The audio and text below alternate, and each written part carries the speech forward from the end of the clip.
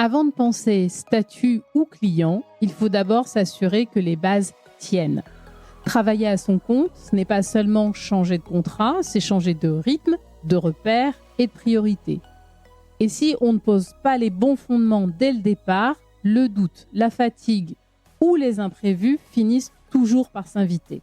Alors aujourd'hui, je vous partage 4 points essentiels pour vous préparer avant de vous lancer.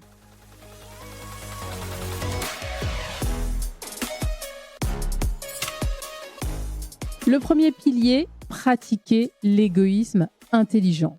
Choisir l'indépendance, c'est déplacer sa boussole. En France, à peine 12% des actifs sont des freelances.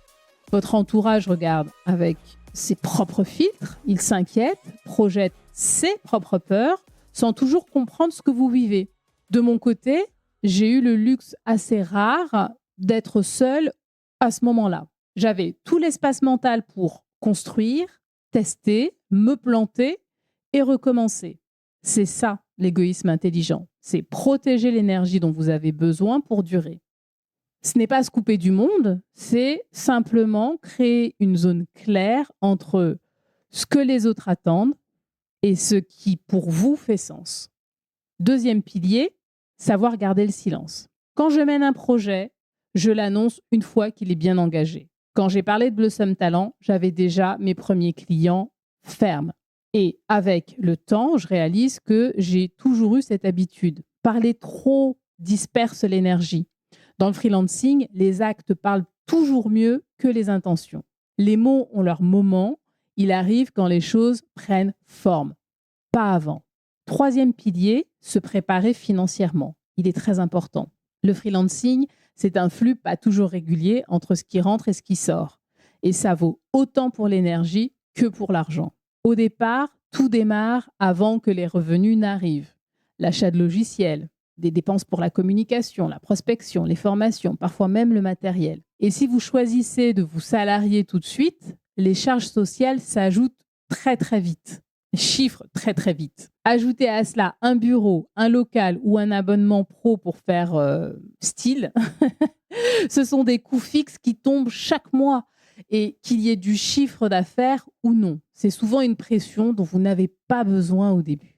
Mieux vaut rester léger tant que l'activité ne dégage pas encore de revenus réguliers. Se lancer sans client, c'est se donner un statut, pas un métier. Là-dessus, j'attire vraiment votre attention. Vendez d'abord, formalisez ensuite. Et puis, il y a la question de votre autonomie financière. Combien de mois d'avance avez-vous devant vous? À partir de quel niveau de trésorerie ou de sécurité vous vous sentez tranquille?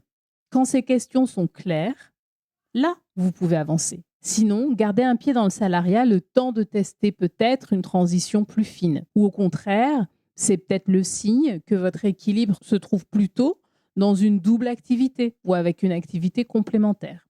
Le sujet, ce n'est pas le courage dans ce pilier.